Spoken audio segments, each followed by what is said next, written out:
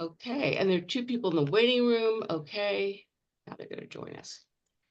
So let me just recap a little bit where we are, where we've been. Please put this in the chat. You mean the link? Marcia, do you mind putting the link? I'm happy to do that. Of Yeah, course. thank you. Do that. The link for where you can find the recording and all the slides, which eventually will come on. Okay, so what we've done so far is we've looked at a prologue, which is in prose, where there's this man named Job who's a very pious man. He loves God. He's so pious that just in case his sons might have said something negative to themselves inside their heads, he makes sacrifices for them. And oh, the waiting room, okay. Just I don't understand. I just let them in and they're still waiting. I don't understand. Okay, People are joining. still coming, Suzanne. No, it's the same people. I think that maybe they had a hard time. Okay, so so God says to the prosecuting angel, whose name is Hasatan. It's not Satan, it's the prosecutor. Okay. Gee, look at this guy. He loves me so much. Isn't that great? And the prosecuting angel says, well, just try taking away everything from him and he'll curse you to your face. So God allows the Hasatan to take away his wealth, his children. He's got the perfect number, 7 sons, and then even his health. And he never curses God per se, but he certainly is pretty darn angry, right? He spends, tens of chapters demanding justice from God. I did nothing wrong. I did absolutely nothing wrong. I don't deserve this. I demand justice. And his friends come to comfort him, and I put that in quotes because what they do is they believe in the theology of Deuteronomy, which basically says if you're good, good things will happen, and if you're bad, you will be punished. So they say, well, you must have done something wrong. There must be something there. No, I did nothing wrong, he says. Well, no one's perfect, da da da. But the more he says, I did nothing wrong and I demand justice, the more annoyed and angry they get because they don't want their theology to be questioned, right? Because after all, that gives you some control, at least you think you have control, if you think I'll be good and nothing bad will happen to me. So they get angry and angrier and then insist that he did a lot of things wrong in the end. And there's also the argument that suffering is kind of salvific. In other words, it's purifying, it's cleansing, it's something that God gives you, almost because God loves you and it's a way to purify you. And Job just will have none of it, none of it, none of it. Now, what we're going to look at today is that God is going to come out of the whirlwind and is going to respond to Job. And it's going to be interesting to see what you think of this response. And I'm going to share my screen and I'm going to have Ryan begin to read since he can read. Oh, you said you can't. Oh, you said you can. Okay, you can't. All right. Who would like to read? Anybody? Jane? Sure. I'm sorry, I can't get my video to work. Sorry. Okay, we can hear your voice. Perfect. Okay, good. Besides, you know how I feel about this text. Okay. Job chapter 38. When God answered Job out of the whirlwind. Who is this that darkens counsel by words without knowledge? Gird up your loins like a man. I will question you, and you shall declare to me. Where were you when I laid the foundations of the earth? Tell me if you have understanding. Who determined its measurements? Surely you know. Or who stretched the line upon it? On what was its bases sunk? Or who laid its cornerstone? Okay, so let's just unpack this a little bit. So what is God saying to Job? Anybody? Well, God is telling him that he knows better, but what bothers me is that Job never questioned that God did all these things. Excellent, excellent. Thank you very much, Rochelle. That's exactly what I wanted you guys to remember, that Job in one of his speeches, said God did all this stuff, right? He set up the stars and the moon and the sun, and he understands that God is all powerful, or at least seemingly so. And God is saying, what do you know? I did all this stuff. And Job already knows that. So that's not really much of an argument at this point. And it's sort of like, how dare you question me? Which, by the way, is not very much part of our tradition, because our tradition is very much about arguing with God, right? Yisrael, as I think I mentioned last time, we are the children of Israel, which the name Yisrael means contending with God. So this is something that we do. But here, the God that we see is saying, oh, who are you, you little tiny worm, right? And gird up your loins like a man. That basically means, buckle up and, get ready to fight. Well, I mean, I think Job is pretty much already, in that mode. But so that's the first part of his answer. Okay, Jane, you want to continue? Sure. When the morning stars sang together, or all the heavenly beings shouted for joy, or who shut in the sea with doors when it burst out from the womb, when I made the clouds its garment and thick darkness its swaddling band, and prescribed bounds for it, and set bars and doors, and said, thus far shall you come and no farther, and here shall you proud waves be stopped.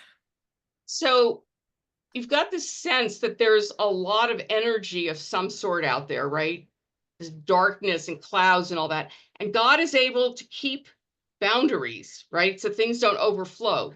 You might remember from the very beginning of the Torah, when in Genesis, when God is creating the world, there's something called tohu vavohu, which is kind of a formless void that God then shapes into something that, like the earth, by separating light from darkness, by separating water from dry land, putting everything in its place. So this is a little bit of a reprise of that, God telling us, there's all this kind of chaotic energy out there, and I'm the one who was able to put boundaries on it to keep the chaos at bay and to, create an actual world.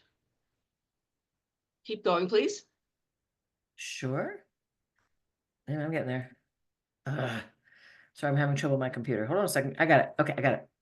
Have you commanded the morning since your days began, and caused the dawn to know its place, so that it might take hold of the skirts of the earth, and the wicked be shaken out of it? It is changed like clay under the seal, and it is dyed like a garment. Light is withheld from the wicked, and their uplifted arm is broken. Have you entered into the springs of the sea, and walked in the recesses of the deep? Again, remember there was once a play. I never saw the play. I just remember the title, Your Arm's Too Short to Box with God. It's sort of like God saying, basically, look, I'm a big, powerful guy, and you're just a little nothing, which doesn't seem like a very respectful way of treating human beings, or copping to the fact that God caused all this suffering.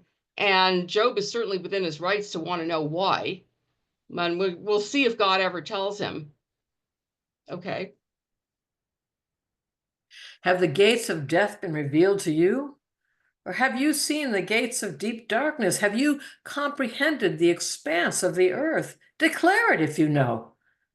Who has cut a channel for the torrents of rain, and a way for the thunderbolt to bring rain on a land where no one lives, on the desert which is empty of human life, to satisfy the waste and desolate land, and to make the ground put forth grass? Okay, so let's look at this. That verse 26, to bring rain on the land where no one lives, on the desert which is empty of human life. How do you respond to that concept? Now, remember that because of the geography of Israel, it is dependent on rain in order to survive food-wise, right? This is not like Egypt, where there's the Nile River that overflows and allows you to cultivate the land around there, or Mesopotamia, where you have all those rivers that overflow. In Israel, it has to rain. If it doesn't rain, you can't grow your crops. And in fact, the whole holiday cycle is kind of organized around when it rains and when it doesn't. So with that in mind, how do you react to this verse 26? To bring rain on a land where no one lives, on the desert which is empty of human life. There are two ways of looking at it, positive and negative.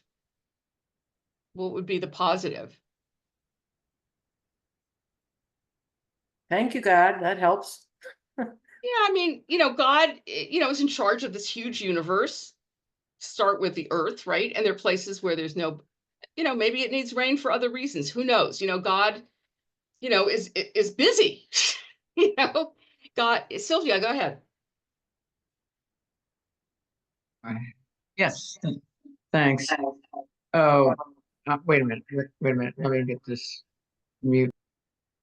No, if you mute, I can't hear you. Maybe I'm going to mute Jane for a second because it may be One of us. Is it reverberating. Go ahead. Okay, I'm muted. all right, hold on. You come back to me and I'm gonna fix this. I'll fix this. You can come back to me. Okay. Did somebody else have something they wanted to add? What- Okay. What about just that it's not fair?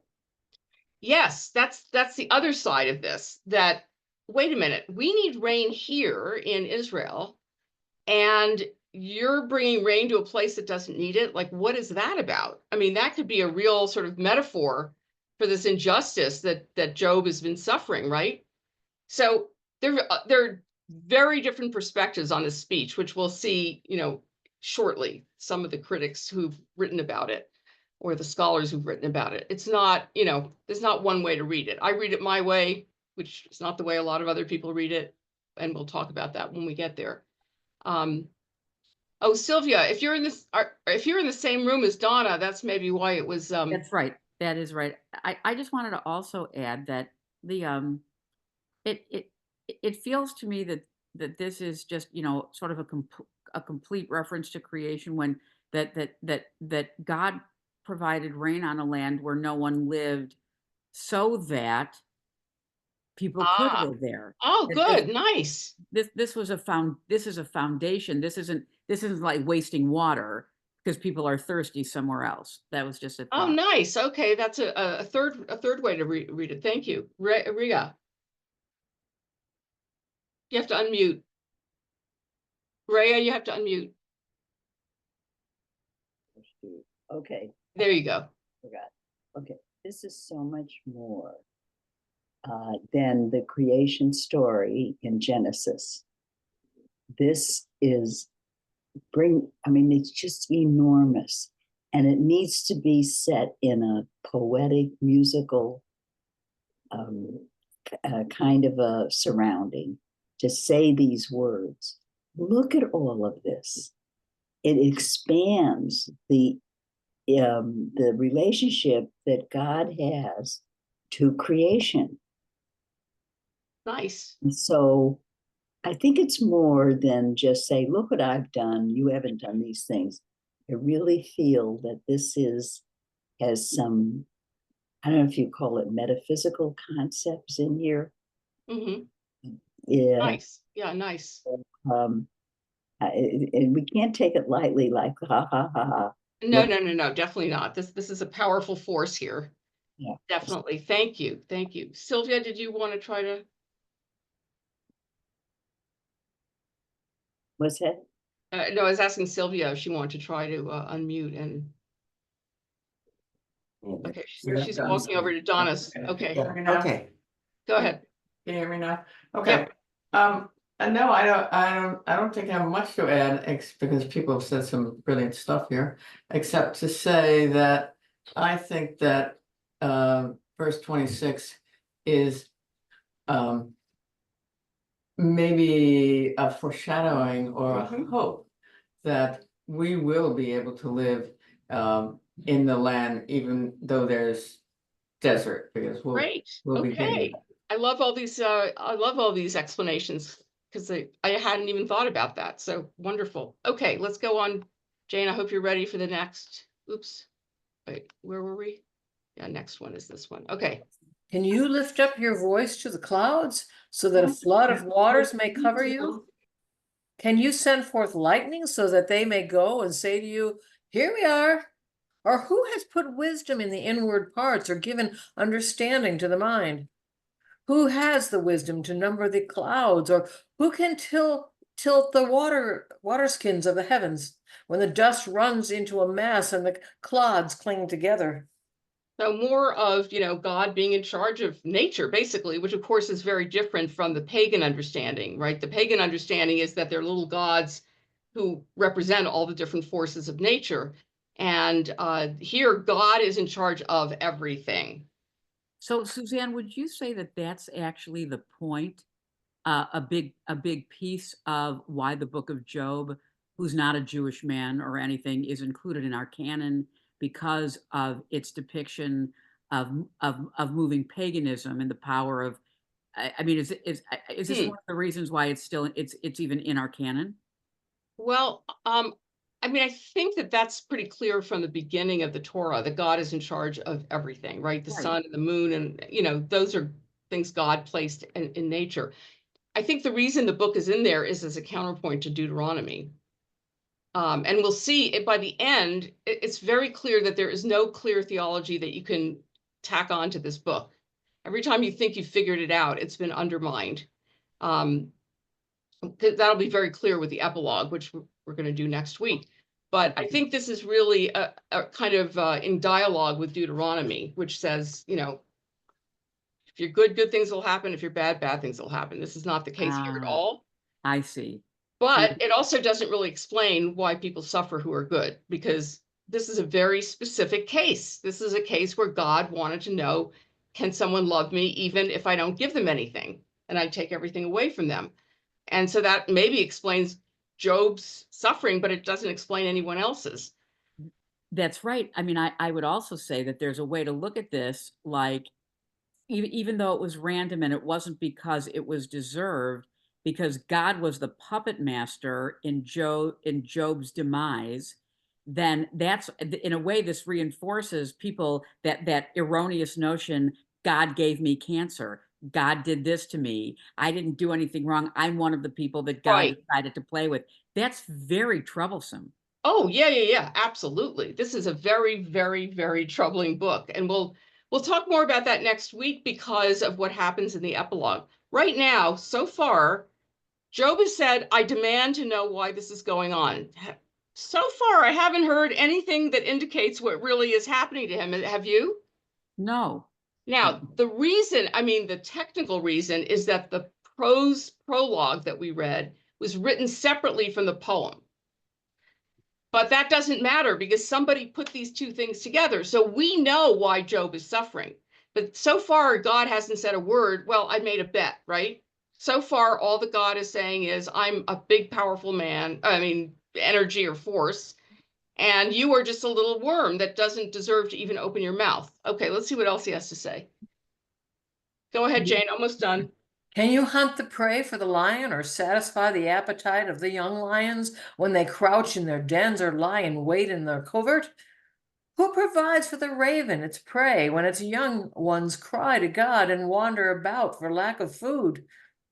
So, God makes sure that the animals eat. Okay, that's another really powerful aspect of God. And one more. Is it by your wisdom that the hawk soars and spreads its wings toward the south? Is it at your command that the eagle mounts up and makes its nest on high? It lives on the rock and makes its home in the fastness of the rocky crag. From there it spies the prey, its eyes see it from far away. Its young ones suck up blood, and where the slain are, there it is. Okay, so I just gave you a little bits of the first speech that God makes out of the whirlwind, okay, because we can't read the whole thing, unfortunately. So this is God's response to Job's demand for justice. And God's answer is, I'm powerful. Again, not a word about the bet that was made, right? I kind Yes. of disagree a little bit Go that ahead. God's saying that he's all powerful. I think what God, going back when you were talking about, that the beginning of the universe was like this cosmic soup that, what was the term? Toha, I always forget. Ohu vavohu, yeah. Right. That is, I think what it is, that is the natural state of the universe. Yeah, And God, with his ability, gives structure and form to the universe. right. Absolutely. And he is all these things that he mentioned, I'm the one who brings you rain. Yeah. I'm the one who can do this. I'm the one that has all these responsibilities and have brought you all these beauties of life. And without me, it doesn't happen. But I'm not the one who's bringing you the bad part. Oh, really? Didn't we I'm find out the in the one, epilogue? basically, within the realm or the structure of that cosmic soup, there are things I can't control. This is why I'm not there. The Okay. absence of me. Okay, that is what Harold Kushner is going to argue in his book, When Bad Things Happen to Good People. That God is kind of keeping the forces of chaos at bay. The Leviathan and the Behemoth. The Behemoth being the land monster and the Leviathan being the sea monster. And that's what God can do, is just keep them at bay. That God is not all powerful. But what I'm asking is, we know in this story why bad things happen to Job. There was a bet that was made. Now, and God never mentions that. And as I said, technically it's because it's in a different version of the story, but that doesn't matter. Somebody put these things together, and here we go, or let's see how, but you're making a good point. And as I said, it's what Harold Kushner will argue, that God is not all powerful. God can't be all good and all powerful and have evil in the world. So we have to get rid of God being all powerful. And just with this very speech, just as you said, it's sort of God is holding at bay the forces of chaos. That's what God can do. God cannot get rid of the forces of chaos. And if there weren't a prologue, you could say, yeah, shit happens, right? I mean, the chaos is sometimes going to, get through. And that would be a beautiful explanation, except that's not how the book is written. It's a way to make us question everything we think we know. But that's a very good observation. All right, so let's see how Job responds. Then Job answered God, "See, I am of small account. What shall I answer you? I lay my hand on my mouth. I have spoken once, I will not answer, twice, but will proceed no further." So Job is like, okay, you got me. You're a big, strong, God, and I have nothing to say. All right. Now, the story could end right here, because God answered Job, Job answered God. But no, it keeps going. God needs to talk again. If I could get my pointer to work, here we go. Does anybody want to read this? It's like just a few slides. I'll take a shot. Thank you, Kirk. Then God answered Job out of the whirlwind. Gird up your loins like a man. I will question you, and you declare to me. Will you even put me in the wrong? Will you condemn me that you may be justified? Have you an arm like God, and can you thunder with a voice like his? Hey, you have a very nice voice, Kirk. Thank you. And this again reminds me of that play, which probably came from this. Your arm's too short to box with God. So, you're trying to make me in the wrong. Are you like kidding me? No way, buddy. Gird up your loins like a man again, be a warrior here, which is what he is. Okay. Please keep going if you could. Kirk, can you, yeah. Look at Behemoth, which I made just as I made you. It eats grass like an ox. Its strength is in its loins, and its power in the muscles of its belly. It makes its tail stiff like a cedar. The sinews of its thighs are knit together. Its bones are tubes of bronze, its limbs like bars of iron. So the behemoth is the land monster. And again, God created it, made it very strong, and then God needs to keep it at bay. All right, one more. Can you draw out Leviathan with a fishhook, or press down its tongue with a cord? Can you put a rope in its nose, or pierce its jaw with a hook? Will it make many supplications to you? Will it speak soft words to you? Will it make a covenant with you to be taken as your servant forever? Will you play with it as with a bird? Or will you put it on a leash for your girls? Will traders bargain over it? Will they divide it up among the merchants? Can you fill its skin with harpoons or its head with fishing spears? Lay hands on it? Think of the battle? You will not do it again. Any hope of capturing it will be disappointed. Were not even the gods overwhelmed at the sight of it? Right, thank you. So again, this is now really depicting these forces of chaos in very specific metaphors, the Leviathan and the Behemoth. And again, that's how Harold Kushner describes God, as just keeping them at bay. And, God is saying, I can keep them at bay. I have that kind of strength, and you certainly do not. Now let's look at what Job says to this.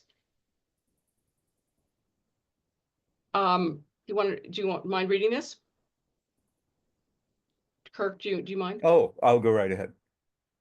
Then Job answered God, I know that you can do all things, and that no purpose of yours can be thwarted. Who is this that hides counsel without knowledge? Therefore I have uttered what I did not understand, things too wonderful for me, which I did not know. Hear, and I will speak. I will question you, and you declare to me. I had heard of you by the hearing of the ear, but now my eye sees you. Therefore I despise myself, and repent in dust and ashes. Okay, so Job once again is basically saying, hey, I have nothing to say, right? Now, this last part here, therefore I despise myself and repent in dust and ashes, is a very, very difficult verse to translate. So here are a whole bunch of different ways that it's been translated. Therefore I despise myself and repent in dust and ashes. Therefore I abhor myself and repent in dust and ashes. Therefore I recant and relent, being dust and ashes. Recant and relent is very different from despise myself. In other words, I'm withdrawing my suit against you.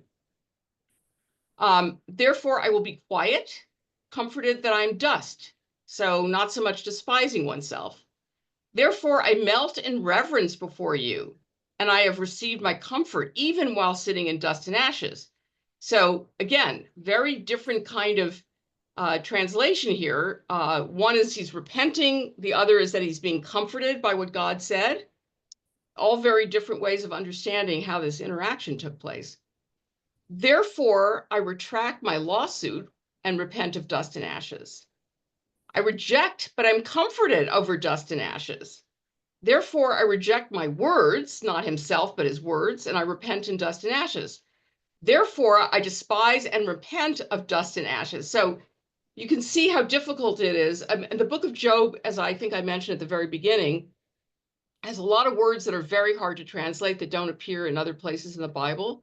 So a lot of this is very, very difficult to translate, and of course, translation then means you have to interpret, and your interpretations are going to be based on the translation. So what do you think? Is Job satisfied with God's answer? Why is he being quiet? And then we're going to look at some commentary. So before we look at the commentary, I just want to open it up and see what people think of Job's response. Do you think he's satisfied? Do you think he's comforted? Do you think he just doesn't want to say anything because he'll just get himself into more trouble? Any thoughts at all? Sylvia. Oh, you have to run to the other room. Okay. Sylvia has to go to the other microphone. Okay. There we go. Thank you. I think we got it figured out. I think that this passage is what tells us why it's so popular with Christians. Okay. It says, I'm yours. Whatever you do is fine. I'm not going to say anything. Whatever you've done is too much for my brain to comprehend. So you're all right, and which means I must be wrong. Right. And you're right. So I think I accept, and that's the point. Because accept, where right. you and I, we would say, what the, what Exactly. I mean. Exactly. I think it was Saint Jerome who called Job the patient, which When you read the middle poetry section, it's pretty hard to see him as patient. But at this particular juncture, I guess. Yes, Kirk. Yes, Okay. as a Christian, I can say Well, that thank you. was that Sylvia? Sylvia, yeah. Yeah, Sylvia got it exactly right from a Christian perspective. Oh, okay, In thank you. addition to it being fabulous poetry, right? Like all poetry, it has many layers of meaning, I think, Rabbi. But certainly, Sylvia got my feeling nailed exactly.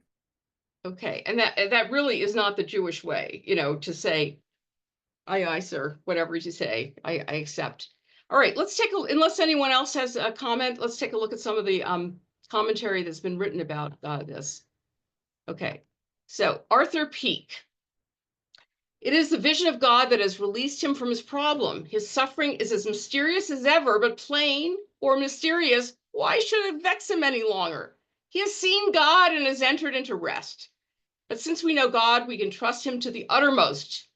We know, incredible though it may seem, that the world's misery does not contradict the love of God. To trust God when we have every reason for distrusting him, save our inward certainty of him, is a supreme victory of religion. Need I say this is a Christian theologian? Okay, not to disparage it, but his view is, hey, you know what? I don't know why I'm suffering, but it doesn't matter because I've seen God. And I know I can trust God. I'm not sure where he gets that, frankly, from these speeches. Where does God say, I love humankind and I'm taking care of you, or even something like that to Job? I don't see it. Does anybody see it? It's okay if you do, because, I like a lot of opinions. James, do you see any kind of nice, warm and fuzzy thing that God has said about humans or our plight? Marcia, it looks like you unmuted. Is there Yeah, something? I did. I, I guess so I didn't totally understand your question, but I was, so will you say that again? Like Oh, what? I'm saying what Arthur Peake is saying is, okay, Job's suffering is not explained as he asked for. God is still mysterious, so is the suffering mysterious. But having seen God, right? God came out of the whirlwind to speak to him, which is a pretty big privilege. We can now trust God. And I'm saying I don't see what God said in those speeches that gives us a reason to trust God, but maybe I'm wrong. Okay, let's go on to the next person and see what the next one has to say. Martin Buber. He's a Jewish philosopher. He is the one who introduced a lot of Hasidic material into Western world. Hasidic being the more mystical writings of our tradition. The speech declares a divine justice, not the divine justice, but a divine justice. The creation of the world is justice, not a recompensing and compensating justice, but a distributing, a giving justice. God, the creator, bestows upon each what belongs to him. So what he's saying here is Job is looking for the divine justice. In other words, how we as human beings understand justice. And so this isn't fair. I did nothing wrong. Why am I being punished? What Martin Buber is seeing here is God's justice is something beyond our understanding. And there is a reason for things happening. We may not get it, but it's a bigger kind of justice than the one that we are expecting from, from God and from the world. Anybody want to comment on that, or what do you think about that idea? Again, the way I read these, I feel in a certain sense that there's a way of trying to justify God here, because I don't see in the speeches anything to justify this. God isn't saying, oh, listen, you don't get it, but like there are people out there like in a desert that need, the desert needs rain. You may not get it, but there's a reason that I'm doing that. Maybe not for the purpose of allowing people to live there in the future, but because I have a different kind of understanding of the universe and you don't.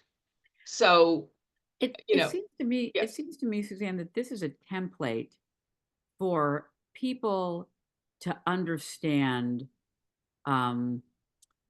the terrors, the natural terrors of the world through a theology that works for them. Meaning, my guess is that anybody could find a piece of justification for their, like, just like how Sylvia understood why the Christians might like this based upon Christian theology, or or something else. I think that it almost could be a mirror for whatever somebody brings to the table with their justification why the world is so um uh not abstract, that's not the word, why things seem to be so random sometimes. Uh-huh. And why did I happen to walk into the store when the gunman came and Right. my friend had just left? I mean, what's that about?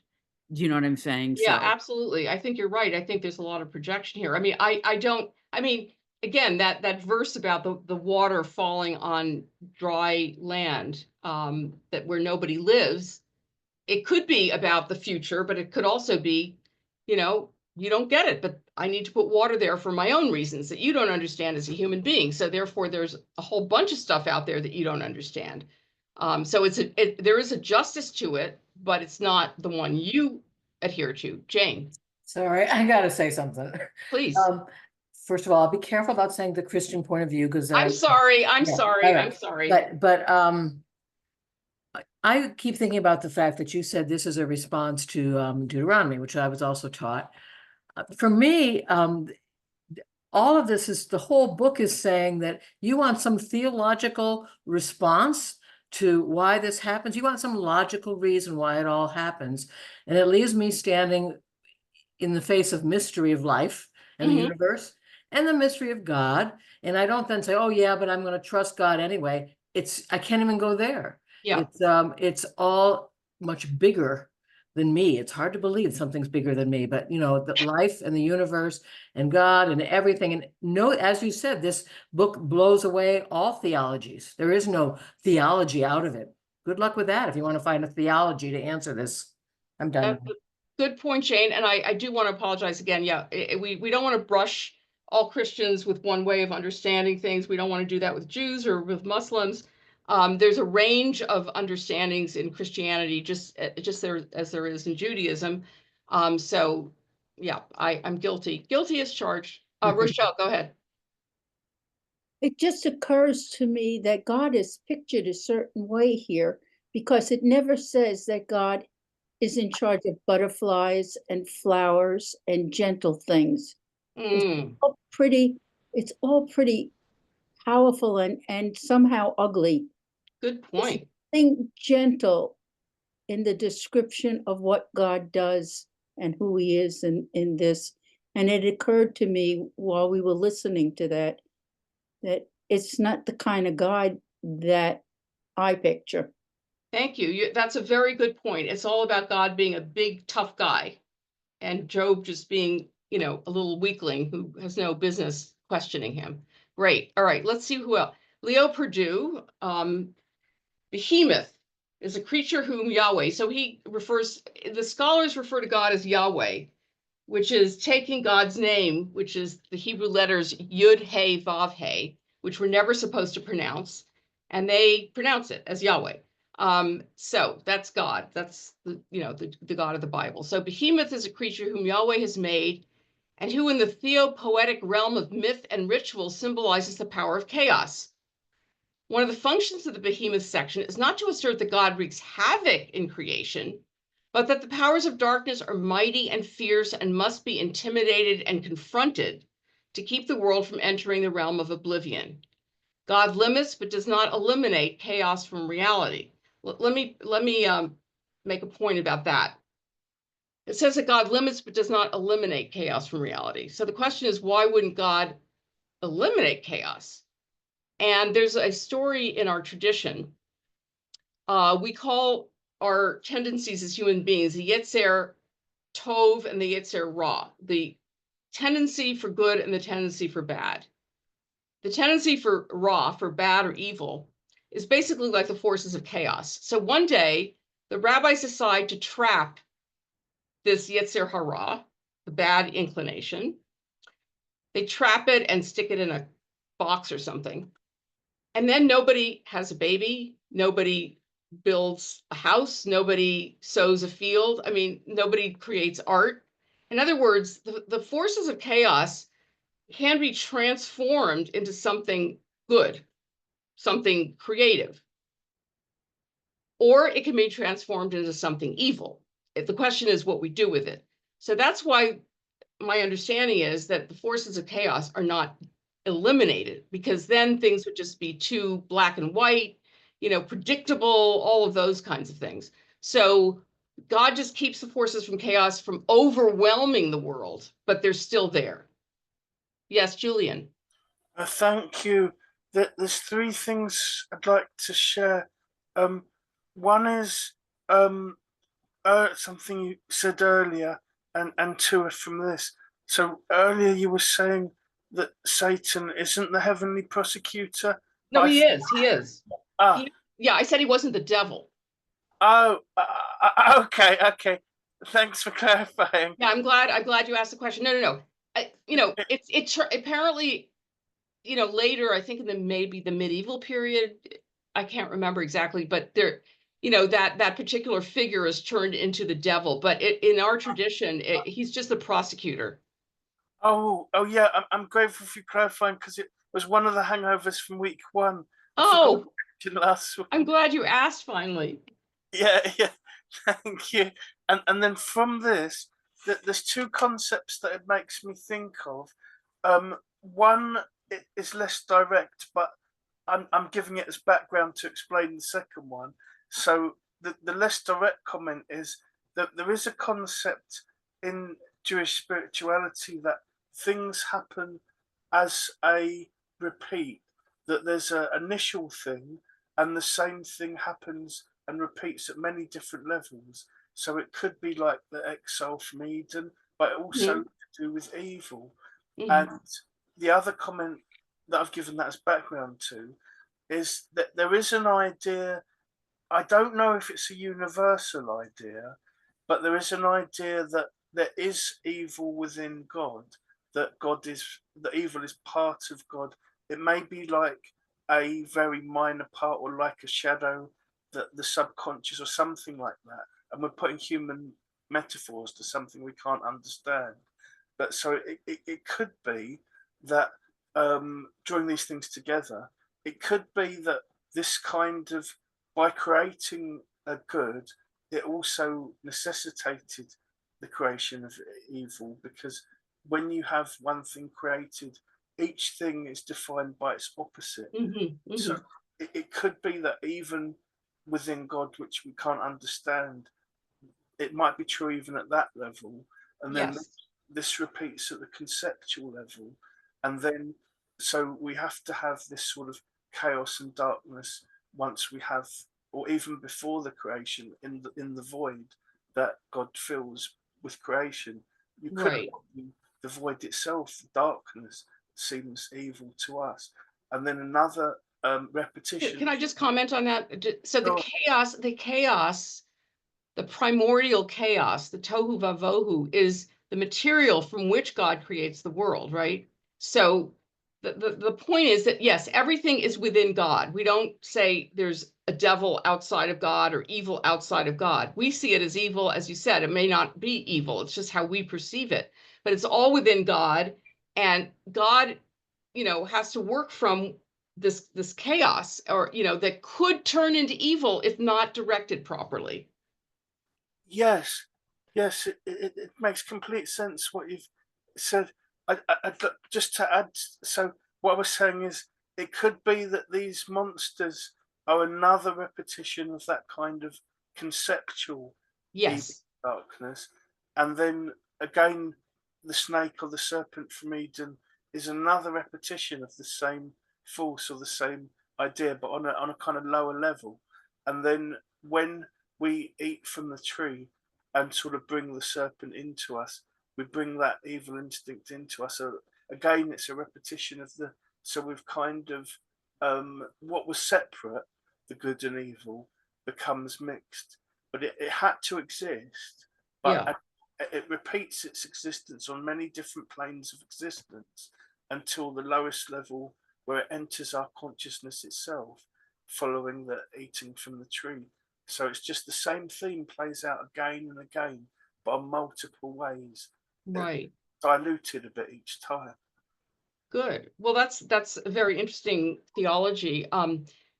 But I do think, you know, definitely, I mean, we're always on the brink of making a choice in one way or the other. And again, without the chaos and the tohu vavohu and the darkness and all that, we wouldn't be able to create. So the question is, how do we direct this material? And we know you can either create wonderful art or you can become a deviant of some kind, right? Depending on how you direct this material. And the material needs to be there, otherwise, you know, there's nothing to work from. And of course, this is all beyond our understanding because we didn't create the world, as God says in the speech. Where were you when I did this? So thank you.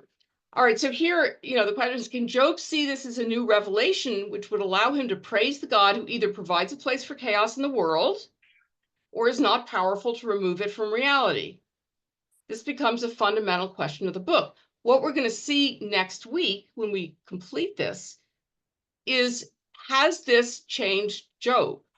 This whole experience that he's going through, is he understanding the world in a different way? Right? He understood it in one way, which is, hey, you know, I do good things happen to me. It's very mechanical. And I propitiate God. I bring sacrifices in case my kids might have had a bad thought. I mean, is that really the kind of relationship we want to have with God? You know, a very kind of transactional relationship, really. And here the question is, oh, Job is being given this very different understanding of God. And the question is, you know, is this going to change him or not? I'm going to stop for just 1 second because I noticed there was some stuff in the chat. Oh, Julian says, ironically, there exists a website called deviantart.com. As a coincidence, I think rather than knowingly, as a coincidence, I think rather than knowingly, because of what we said. With the I'm not word sure. though, I missed off the T, sorry. Oh, I see. But yeah, so people would say it's not a coincidence that you found that immediately, right? And Sylvia says, interesting, some of the greatest art in the world at one time is considered deviant. Well, there you go. That's again, we're judging things based on who we are as human beings, right? And what we're getting from these speeches is, hey, what do you know, right? I have this view of the universe and I'm a mystery. And so how are you going to judge me based on your little puny human brains? All right, let's look at a couple more. Okay, this is Robert Alter, who's a professor at UC Berkeley. The imposing vision of a harmonious order to which violence is nevertheless intrinsic, and where destruction is part of creation, is meant to confront Job with the limits of his moral imagination. A moral imagination far more honest, but only somewhat less conventional than that of the Friends. In other words, he's got the same theology here as the Friends have, right? The Friends say, you must have done something wrong. He says, nope, and therefore I don't deserve this. And he's being exposed to a very different understanding of the universe. There is violence, right? Violence is and destruction.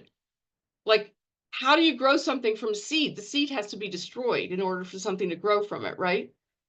A lot of times you have to destroy something in nature in order for something else to grow. And you can say the same thing about us. I did a whole sermon on brokenness for Rosh Hashanah, that, you know, whether it's our failings or our disappointments or our hurts or our losses, they're very painful, and yet they can be seeds of growth for us. We can learn new strengths that we might not have known that we had. We can redirect ourselves. We can, you know, there are all kinds of ways in which we can learn from our pain. And here, you know, this is what creation includes, all of this stuff. We don't like it, but, you know, that's the reality. God's poetry enables Job to glimpse beyond his human plight an immense world of power and beauty and awesome warring forces. This world is permeated with God's ordering concern, but as the vividness of the verse makes clear, it presents the human eye a welter of contradictions, dizzying variety, energies and entities that man cannot take in. And I'm sorry, this is all written from a very male perspective, but this is when it was written, that's how people wrote. So again, there's this world, as I think Rochelle said, I think it was you, Rochelle, that there isn't any real gentleness in this world that is being shown to Job, that it's a world of warring forces, and power, and Job is being given this glimpse into God's vision of the world. And of course, not only is there these warring forces, but God is ordering the world in a way that allows us to live in it. And he sees this as very positive. Okay, in the chat, let's see. Do you have the source for the altar quotation? Oh, let me look it up. I don't have it offhand, but I will certainly look it up. And I can tell you next time. Just make a note so I don't forget. So for altar, this is just awesome, right? It's awesome that Job is able to see this and to understand, that his perspective is just not, sufficient to appreciate what's out there. Okay, Atalia Brenner says, God is in fact conceding that he cannot dispose of the wicked and of evil. If so, God is not absolutely omnipotent. He rules the world he has created, but has little or no control over evil. Consequently, suffering, the result of evil, may be generated without his being able to put a complete stop to it. All right. So again, if you ever read When Bad Things Happen to Good People by Harold Kushner, this is in fact what he says. There are these forces of evil, of chaos, of whatever, and God can only do so much to keep them at bay.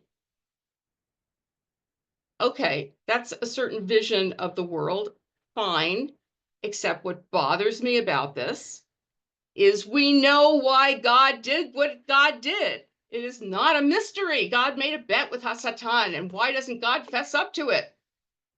See, that makes me really annoyed, because again, it was written separately, but it doesn't matter. Someone put it together. So we know why God did what God did. It has nothing to do with any of this. As beautiful as all this poetry is, and as, awesome as this image of the world is, this is not why God did what God did. So, it really makes me angry. And, I have a Holocaust background, so that's probably why. These are all beautiful explanations, but if we didn't have the prologue, I'd be fine, but we have the prologue. And we know why God did it. It's not because of all these reasons. So I'm going to share with you my favorite commentary here, which is Elie Wiesel. And this is about Job's response. So Elie Wiesel claims that Job merely goes through the pretense of submission, knowing he has exposed the true nature of God, i.e., an abuser of power. For Wiesel, Job is the ultimate revolutionary. In his view, Job continues to question God, but silently, because he realizes that it is pointless to continue an open battle with such a superior opponent. So this is a very different view from all the other guys. The idea here is, and there's a lot more to this essay that he wrote, but it's sort of like somebody goes to court to claim that somebody was abusive, or that a whole tribe or country was abusive, and you let them hang themselves by their own petard, because God never admits what really happened here. We know what happened. And all God says is, hey, I'm a big tough guy and you're not. And so Job says, fine, I'm just going to let God keep talking, right? Let God keep talking, because the more God talks, the more God is hanging God's self from God's own petard. Because what is the image we get of God here? A big, powerful bully. Okay, that's my opinion. Okay, Sylvia has something to say. Go ahead, Sylvia. Well, I think that Wiesel's comments are very telling because this is maybe why how people like Wiesel got through the Holocaust themselves, saying, How they okay, we survived. pretend how they survived, how we pretend that, okay, we're gonna do what you say and maybe we'll live, right? And I think that it seems like Wiesel is putting his life, the way he lives his life and what he says onto this particular text. Absolutely, as am I, as we all are, right? I think you're right. I mean, Wiesel never lets God off the hook, right? Right. I mean, he does the trial of God in the camp and all that, you know. So he's saying God's a big bully. God is an abuser of power. Remember, we saw that back a couple of sessions ago when we looked at confronting God as the abuser. And, you know, this is just really not acceptable. And Job's answer by saying, you know, most people look at Job saying, I'm not going to say another word as, oh, what could I say to this awesome power that God has? All I can do is say, yes, sir, in reverence, right? And Wiesel says, no, no, no, he's not saying anything because that way, because God, you know, again, God has a whole big speech. Job says, okay, I'll shut up. And then God keeps going. Like, why? Why is God going? Because God already made God's point, right? So there God goes all over again and says, hey, look at how strong I am. And again, Job goes, I won't say another word. You just keep hanging yourself by your own words. Okay, I'm sure you don't all agree with me, and that's fine. You can, if you want. Let's see. Julian says he's omnipotent except for the caveat of human free will. He could have control over evil, but judges free will is more important. One, excuse me, one can't have one without the other. That's a restriction of reality rather than anything else. Okay, Julian's point is God is limited to some extent by our free will. Like we've been given free will, we can do bad things if we want to. That is very true. But again, that has nothing to do with the story. We know why God did what God did, and God does not cop to it. And I mean, you can write all these beautiful statements about the power of the vision that God gives us, but it really it's not the answer. And maybe that's because maybe there are lots of reasons for why things happen, but we'll never know. I mean, certainly Job will never know. It's going to transform him, which we'll see next week. But at this point, there's no way he has any idea of what has happened to him or why. None. Most of us don't either, you know. I mean, if you talk about the Holocaust or October 7th, which we're commemorating today, is there an explanation for that? That kind of evil? I mean, real evil, right? I mean, whatever you think politically, what happened on October 7th was pure evil. And how do we explain that that is allowed to exist in the world? We'll never know. I mean, yes, free will. Yes, it was the free will of the Hamas terrorists to do what they did. But then I ask the question, why did God give people that kind of free will, right? And why did God create human beings who have the capacity for that, to make so many people who are innocent suffer, right? So that is why, even though free will is always explained as one of the big reasons for evil, couldn't God have come up with a different plan for humans that didn't allow for that kind of evil to take place? Any last words before we sign off? Yeah, So- right. I always go back to what you've stressed. I keep thinking about this more and more. Now that you show that it's like two different stories, that you have this prologue of Satan, kind of like a bet. It doesn't make the whole thing irrelevant because he kind of focuses. God is like, he's challenged by Satan, and he focuses on Job. But would God normally act this way? You know, That's the whole irony of this whole book, right. is that it purports to tell you why evil happens to innocent people. That's called theodicy. This big question in theology is like why bad things happen to good people. But it only answers it for one person, Job. It doesn't answer it for anyone else. And what do we make of that? I don't know. We you know, as I said, every time you think you understand the theology, like right now we've undercut Deuteronomy, right? We've said bad things happen to good people. I don't care how much you argue that, you know, it's reward and punishment. We've already, wait till you get to the epilogue. It's going to it's going to throw that thing under the bus too. And you walk away with no dogma. And I think that's the point. There is no dogma to this. It leaves us with the same mystery we started with. And that's why I don't call this why bad things happen to good people. I call it when bad things happen to good people. And that's what Harold Kushner called his book, because we don't explain why. There's no way to explain why. As God just said in those speeches, it's beyond our understanding. All we can do is when bad things happen, we can figure out how to respond. And that's what we're going to see next week. Marcia, did you have some final words?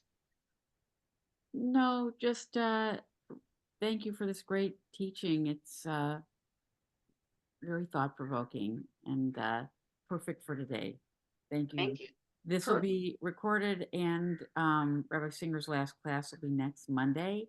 And then after that, I just want you to know we have a wonderful scholar from Pennsylvania, Harley Lachter, who will be our teacher for the following 3 weeks. And I hope you'll, I know some of you are Suzanne followers, but there's always some good learning with ALI. So please join us. What's he teaching? He's teaching his new book on Kabbalah and catastrophe. Oh, wow. Perfect follow-up. Yeah. Kirk, did you have something you wanted to? Yeah, just wanted to thank you, Rabbi. Sure. As we've been taught, the word rabbi means teacher, and this has been a very, very illuminating session. Thank you so much. Thank you. Thank you. Well, I don't know if any of you are going to a commemoration today, but I hope I wish you fortitude as you think about what happened today last year. It's a tough day. But anyway, I'll see you guys next week. Bye.